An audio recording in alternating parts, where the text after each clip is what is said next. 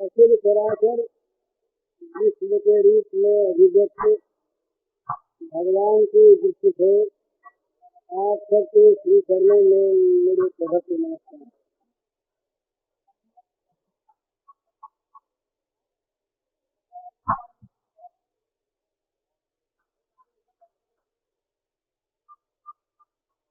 राधाष्टमी के महोत्सव पर हम लोग सब इकट्ठे हुए हैं। आप लोग बाहर से पधारे हैं, समय दिया है, कष्ट किया है, कठिनाइयाँ सही हैं, कह रहे हैं। और यहाँ पर असली बात यह है, राधा के स्वरूप का स्मरण और इसे अपने जीवन में उतारने की यथासाध्य ईमानदारी से चेष्टा, ये अगर हो जाए, कुछ भी हो जाए इसमें से, तो जीवन की सार्थकता। अभी आपने एक पद सुना जहाँ सर्व समर्पण है, केवल वस्तुओं का समर्पण नहीं, मन का समर्पण, बुद्धि का समर्पण, लेख परलेख का समर्पण, भोग त्याग का समर्पण, राग विराग का समर्पण। जहाँ पर केवल और केवल भगवान ने एकांत रूप से अनन्य प्रियता बुद्धि हो जाती है, एकम बुद्धि हो जाती है। किसी प्रकार का कोई भी विघ्न, कोई भी किसी प्रकार का प्रलोभन, किसी प्रकार की कोई परिस्थिति, किसी तरह से भी क्षण भर के लिए भी इस भाव में बाधा नहीं दे सकती। इस प्रकार का लक्ष्य सामने रखकर, इस प्रकार का बनने की इच्छा रखकर हम लोगों को राधाष्टमी का उत्सव मनाना। प्रेम का, राधा प्रेम का, बेटी प्रेम का क्या स्वरूप है ये तो कहने में नहीं आ सकता। मन की अनुभूत वस्तु की तो बात अलग रही। इंद्रियों के द्वारा, ज्ञानेंद्रियों के द्वारा जिन विषयों का हम सेवन करते हैं, अनुभव करते हैं, उनको भी वाणी नहीं बता सकती। भाई मिश्री खाते हैं, खजूर खाते हैं, द्राक्षा खाते हैं, सब मीठी चीजें, ये कहेंगे मीठी है, इससे अधिक मीठी, उससे कम मीठी, पर जीभ ने जो अनुभव किया मिठास का, और जीभ ने उनके अंतर का जो अनुभव किया, जीभ पहचान लेती है कि ये मिश्री का मिठास है, ये चीनी का है, ये शहद का है। इसे अगर वाणी से कहना चाहें, बताना चाहें, हम नहीं बता सकते। किसी के बाहरी रूप को हम देखते हैं, किसी वस्तु के दृश्य को, इसे आंखें जो देखती हैं वो वाणी नहीं बता सकती। तो जब इंद्रियों के अनुभव किए हुए वस्तुओं के लिए वाणी वर्णन करने में समर्थ है, तब मन बुद्धि की जो वस्तु है इसमें तो असमर्थ है ही, और ये तो मन बुद्धि से भी बहुत परे की चीज। जहाँ मन बुद्धि को ब्रह्मानंद से वो वहीं से लौट आती है। इसे वाचे निवर्तन से अपराध मन साह, मन वाणी को वहीं से लौट आते हैं। ब्रह्म तत्व का भी मन वाणी अनुभव नहीं कर सकते। दूर से दृश्य के प्रक्रिया विद्या सूचना दूर से बुद्धि देखती है, बुद्धि ठीक ठीक ब्रह्म के स्वरूप का अनुभव नहीं कर सकती, क्योंकि वहाँ अनुभव करने वाला दूसरा कोई है नहीं। जो अनुभव करने की चीज वही अनुभव करने वाला, और इस ब्रह्म से भी जो परे की चीज है वो तो अचिंत्य है। तो इसका कोई वर्णन तो नहीं हो सकता कि ये हम लोग जिस प्रेम का वर्णन करते हैं वो प्रेम को एक प्रकार से किसी न किसी ऊंची नीची सीमा में काम का ही नामांतर होता है। भगवत प्रेम हमें सुख दे, हम अनंत सुख के अधिकारी हो जाएं भगवत प्रेम को प्राप्त करके। ये अनंत सुख के अधिकारी होने की जो वासना है ये भी काम ही तो है, ये भी काम है। तो इसलिए ये वर्णन होने की बात तो दूर रही, मन में अनादि कठिन, पर भगवान की कृपा ये सर्व समर्थ है। भगवान की कृपा का आश्रय करने पर, राधा रानी के श्री चरणों का आश्रय करने पर, ठीक ठीक आश्रय वाले अपने को दीनहीन मानकर उनकी कृपा पर पूरा पूरा विश्वास करके उनकी कृपा के भरोसे अपने को छोड़ देना। ये जितने भी जगत के विघ्न हैं ये तो बहुत नीची चीज। ये तो जो बुद्धिमान आदमी होते हैं, सहिष्णु होते हैं, चिकित्सु होते हैं, इनको तो वही सह लेते हैं। प्रारब्ध पर जिनका बड़ा विश्वास होता है वो सह लेते हैं कि भाई ये तो होना है, होगा, इसमें क्या है। जो भगवान के मंगल विधान में विश्वास रखते हैं वो तो उनका आनंद पूर्वक स्वागत करते हैं प्रत्येक परिस्थिति का। इसलिए भगवान के मंगल कर कमल का स्पर्श पाते हैं, उनका किया हुआ विधान है। तो ये चीजें तो बहुत नीची चीजें हैं। इनमें अगर हमारा मन उलझ जाता है भगवत प्रेम की बातों को करने में, सबसे सच्ची बात यह है कि हम अधिकारी ही नहीं। हमारा तो मुंह लगा हुआ है नरक की तरफ, और ये तो स्वर्ग का जो दिव्य लोकों से भी आगे की चीज है, वहाँ की बात। और ये कहने की बात इतनी है कि भगवान की कृपा सर्वसमर्थ है।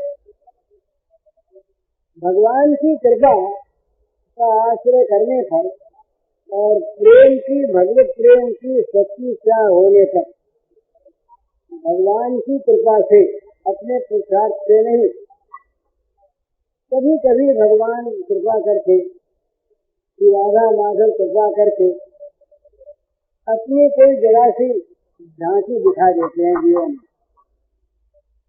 और वो झांकी ऐसी होती है जो सहसा दिखती है और सहसा ही सारे विघ्नों का हरण कर लेती है। जो विघ्न अनेकों अनेकों युगों तक नहीं हटते हमारे पुरुषार्थ से, भोग से, वो विघ्न भगवान की कृपा से तुरंत हट जाते हैं। मच्चित्त सर्व दुर्गान मत प्रसादा चरिष्यति। ये भगवान ने कहा कि जिनका चित्त भगवान में लगा है, जो भगवान पर निर्भर करते हैं, जो भगवान की कृपा के आश्रित हैं, उनके लिए कहा मेरी कृपा से मत प्रसादा, मेरी कृपा से जितने कठिनाइयों के किले हैं, जितनी बड़ी बड़ी कठिनाइयां हैं, सारी कठिनाइयों को वो अनायास पार कर जाते हैं। पार करती है भगवान की कृपा। तो भगवान की कृपा जब कठिनाइयों से पार उतारने में प्रस्तुत हो जाए, भगवान की कृपा हमें आगे बढ़ाकर ले जाने में लग जाए, भगवान की कृपा भगवान के प्रेम को प्राप्त कराने की ये किसी दे दे, तो भगवान अपनी कृपा से बाध्य हैं। भगवान अपनी कृपा से बाध्य हैं। इसमें अपने बात हुई थी एक दिन ऐसी कथा आती है कि भगवान ने और भगवान की कृपा में विरोध होने लगा। तो जो इसलिए हुआ कि भक्तों में बात हुई कि भक्तों ने कहा कि महाराज आप बड़े, आपकी कृपा बड़ी, तो बोले हम लोग बात करें एक दिन आपस में। तो कृपा मूर्तिमती और ये कृपा स्वामी, कृपा भी इन्हीं की है। ब्राह्मण सकल नाम गुण गाई, इसमें रानी का महत्व है। राम के नाम का इतना बड़ा प्रभाव है, इतना बड़ा उसका मूल्य है कि ना राम भी उसका मूल्य आंकने में असमर्थ है। किसी राजा के पास इतनी संपत्ति है, इतना रत्न धन वैभव है, उसके पास उसे संख्या ही नहीं है। वो है तो राजा की है ना। तो इसी प्रकार भगवान की कृपा और भगवान, इन दोनों में कोई भेद नहीं है। कृपा ही भगवान है, भगवान ही कृपा है और भगवान की ही कृपा है। लेकिन विनोद की बात बड़ी सुंदर। तो भगवान ने कहा भाई देखो, हमारी सत्य से तुम सारा काम करती हो, तो बड़े हुए उनका मैं सारी बात ठीक, आप बड़े हुए, पर आप किसी को बड़े क्रोध में आकर, कैश में आकर किसी राक्षस का वध कर देते हैं, बड़ा गुस्सा करके उसका विनाश कर देते। आपको विनाश करके गौरव मान लेते, हमने राक्षस का वध कर दिया। मैं क्या करती हूँ सुनो, आपने जिसका वध किया उसके आत्मा को आपके देखते देखते, आपकी बिना आज्ञा आपके लेख में पहुंचा देती हूँ। आप लोग सत्य में बताइए, आपने रोकने की शक्ति है क्या? तो भगवान से ही कराने चाहते थे। तो भगवान की कृपा इतनी बड़ी है कि जिस कृपा के सामने भगवान की जो ऐश्वर्य शक्तियां हैं, वो शक्तियां सारी की सारी शक्तिहीन हो जाती हैं। और कृपा जहाँ पर काम करने लगती है, वहाँ सारी शक्तियां कृपा के अनुगत होकर उसकी सहायता करने लगती है। ये भगवान की कृपा का महत्व है।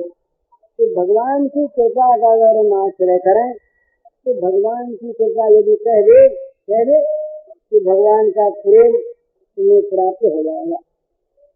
तो भगवान कृपा से बंध जाते, तो भगवान उसको भगवान और भगवान का प्रेम भी कोई वस्तु नहीं है। भगवान प्रेम में भगवान अपने आप को देते हैं। भला प्रेम में और साधनों में ये अंतर है।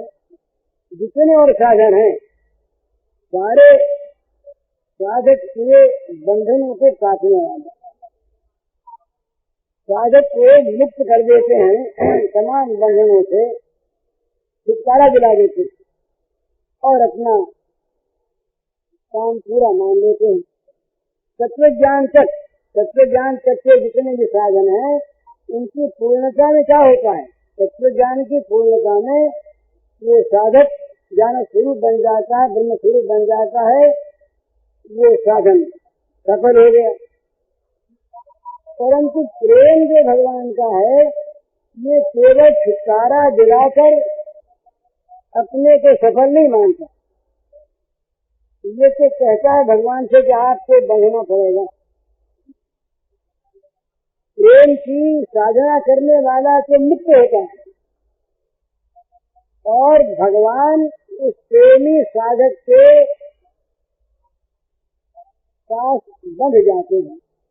भगवान को बंधन करने वाला यदि कोई है, भगवान को बांधने वाला यदि कोई साधन है जिससे भगवान छूट नहीं सकते, अपने आप छूट नहीं सकते, उनकी सारी शक्ति वहाँ पर, सारा ऐश्वर्य वहाँ पर होते हुए भी भगवान में शक्ति का अभाव नहीं। और जब मैया ने बांधना शुरू किया तो भगवान की विभुता शक्ति वहाँ पर प्रकट हो गई। मैया ने देखा कि सवेरे तो इसकी कमर में हमने करधनी पहनाई थी और अब ये क्या हो गया कि ये गांठ लगती नहीं, रस्सी बंधती नहीं। तो मैया के ये मन में तो आया ही नहीं कि यहाँ कोई ऐश्वर्य काम कर रहा है, यहाँ भगवान की कोई विभुता शक्ति काम कर रही है कि मैया की कल्पना में नहीं। मैया देखती है कि किसी न कोई भूल हमारी बांधने में रह जाती है या वो छलता चूटता है इसलिए नहीं बंधता, तो वो बांध नहीं सकी। वो मैया बांध नहीं सकी, अपनी सारी शक्ति लगा करके भी विभुता शक्ति भगवान से प्रकट हो गई। लेकिन विभुता शक्ति ने प्रकट होकर के क्या किया? आखिर वो मैया के वात्सल्य के सामने परास्त हो गई। जब लाला ने देखा मैया की ओर तो मैया के पसीना समान बदन पर आ गया है, जरा सा सूर्य मैया का, तो मैया की छक सी गई है। मैया की वेणी के जो ये फूल थे वो चेष्टा करते करते परिश्रम से सारे गिर गए हैं नीचे। अब मैया बड़ी कड़ू दृष्टि से तो मैया को देख रहे। जब मैया को ये देखा तो ऐश्वर्य शक्ति छिप गई, ऐश्वर्य शक्ति छिप गई। ये देखते ही वो प्रकट तो थी, मैया के सामने नहीं थी, क्रिया रूप में थी, पर मैया का ये वात्सल्य से पूर्ण माधुर्य का एक अंग ये जब देखा तब श्री कृष्ण इतने मुग्ध हो गए कि उनकी जो विभुता शक्ति थी वो अंतर्हित हो गई है और बंध गए। यहाँ टीकाकारों ने लिखा है कि जो तरह के इसमें अचल रहते हैं भगवान के शरण में, जब तक ये दीन नहीं होता और जब तक आश्रय नहीं लेता, जब तक अपने पुरुषार्थ का अहंकार रहता है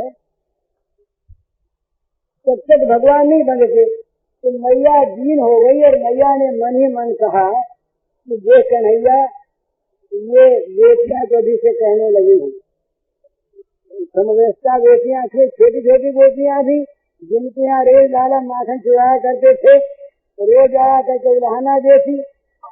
तो मैया कहती कि अरे जैसा बच्चा है बेचारा तो तुम लोग जाके झूठ बोलती है, या बच्चा खेल खेल में जाता होगा तो तुम लोगों का इतनी क्या करनी, इसको बांध लो, पकड़ लिया था। तो ये तो सारी चेष्टाएं होती, पर वो पकड़ में आने वाला है था कहाँ, पकड़ में आता नहीं।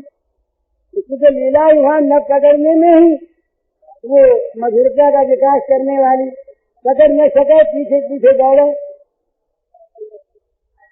और पकड़ कर लाया तो बड़ी अड़चन आ जाए। एक दिन एक सखी ने पकड़ लिया, तो घर करके ले आई सामने मैया के, तो वो उस गोपी का पति हो गया।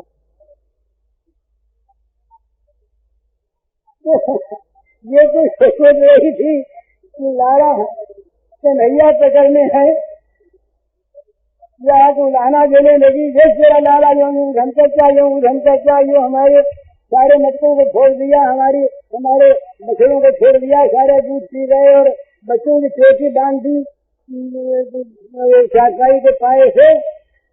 मैया ने बोली देख तो सही कौन है, किसको बांध के लाई है, तो बांधे तो ये तो बंधते नहीं।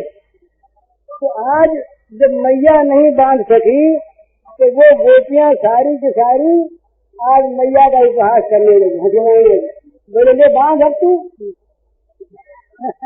हमसे रोज रोज कहा करती तुम लोग बांधती नहीं, ताकत नहीं, ये जरा सा बच्चा, अरे हमारे तो पराया बच्चा था, वो तो अपना बच्चा है, बांध ले, बड़ी बांधने वाली है, मैं बांध लूंगी, बांध। तो मैया की एक थकावट, एक मैया इन उपहास की बातों को सुनते सुनते और बहुत खिन्न हो गई। तो मैया ने खिन्नता से देखा और मनी मन को मैया से कहा कि लाला अब तो तुम्हें लाज रख, ये गोपियां कहेंगी क्या मुझको, कि मैया बांध ही नहीं सकी। तो कन्हैया ने देखा कि अब मैया का अभिमान सारा दूर हो गया, अच्छा परिश्रम रहा नहीं, और ये दीन हो करके पुकारने लगी, तो दीनता शक्ति हट गई अपने आप, ऐश्वर्य अपने आप छुप गया, बन गए।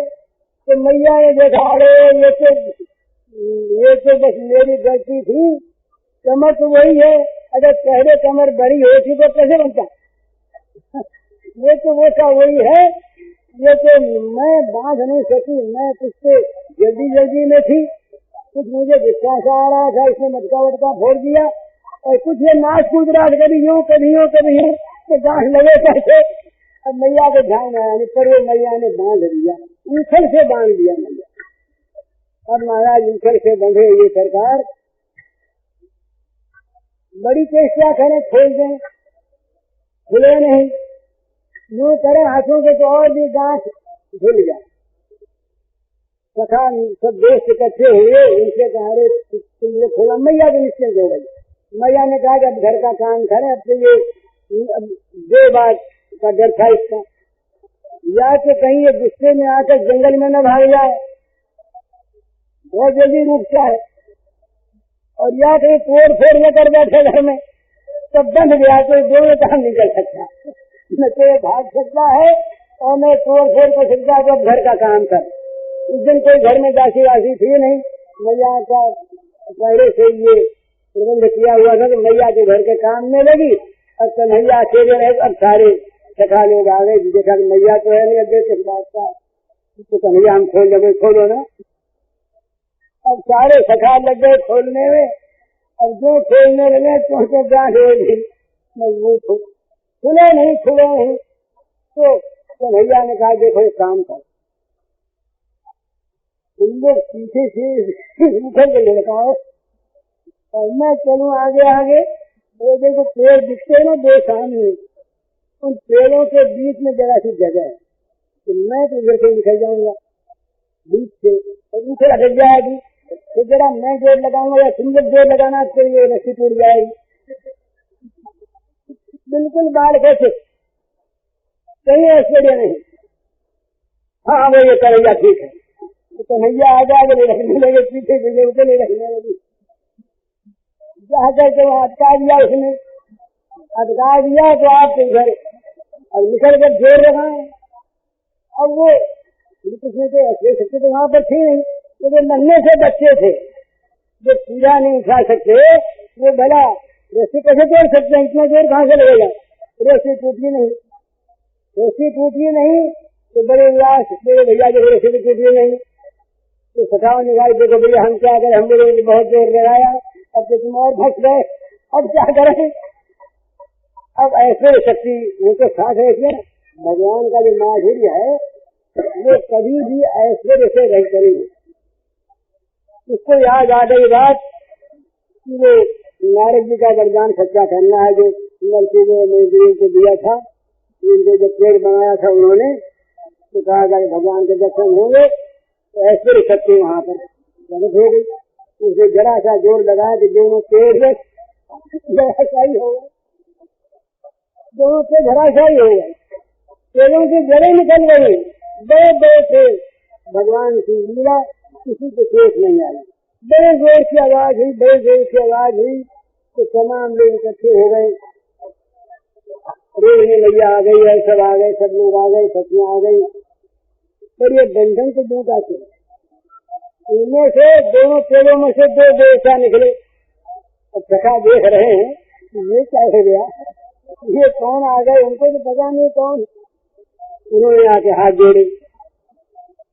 अब ये कन्हैया बच्चों को देख करके ये मुस्कुरा देते हैं तो जैसे बच्चों के तो मन में माधुर्य बना रहे तो खेल रहा है, तो उनको देख रहे मुस्कुरा देते हैं कि देखो नाच की बात हम सच कर रहे हैं, तुम्हारा उद्धार हो रहा है।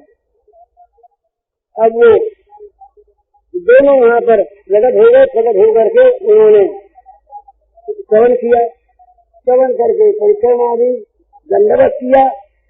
तो बच्चे सब देख रहे कि ये क्या तमाशा है, ये कन्हैया के सामने कौन आ गए और ये क्या अड़बड़ बोल रहे हैं, समझ में तो आता नहीं ये क्या बोल रहे हैं। अब उन लोगों ने देखा कि देखो ये बहुत देर हो गई है, इन दोनों ने देखा बहुत देर हो गई है, ये कन्हैया के सखा समय भगवान के सखा देर हो गई, इनको दुख होगा, कहीं इनका अपराध होगा, फिर मारे जाएंगे।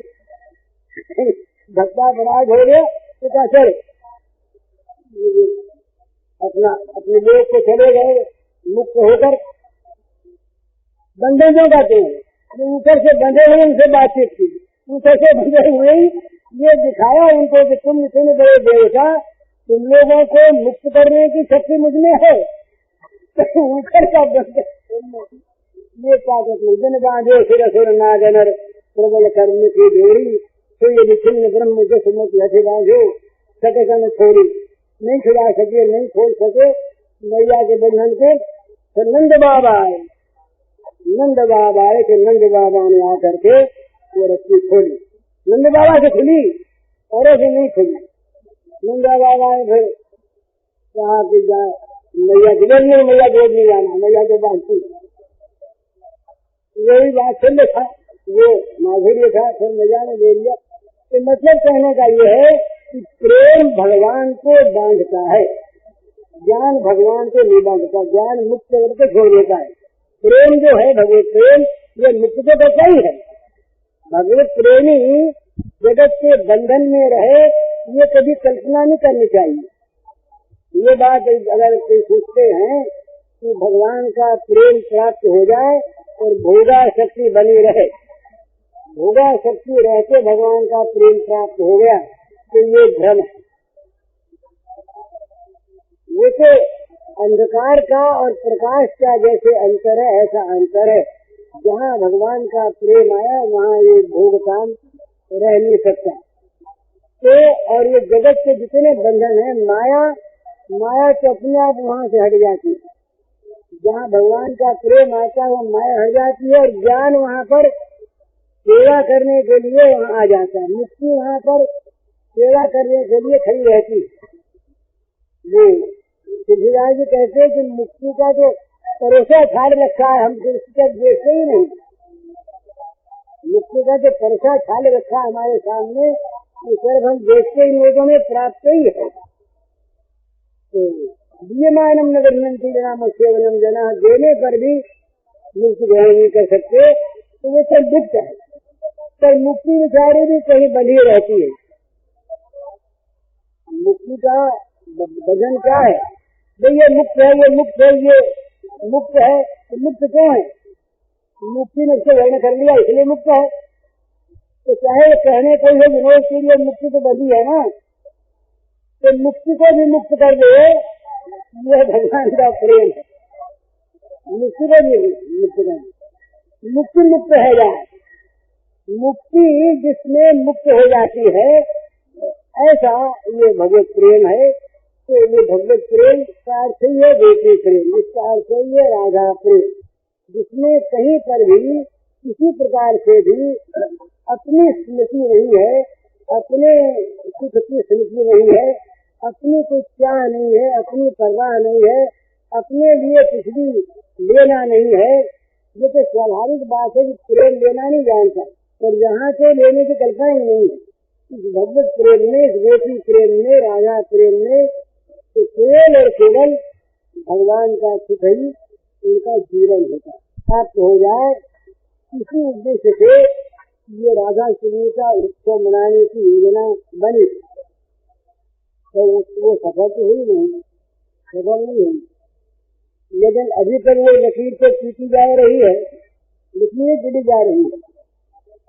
अच्छा है कि इसी बहाने स्मरण हो जाता है, राधा का स्मरण, विष्णु का स्मरण, भगवान का स्मरण, ये अच्छा है। लेकिन 3 बात ध्यान में रखने की है।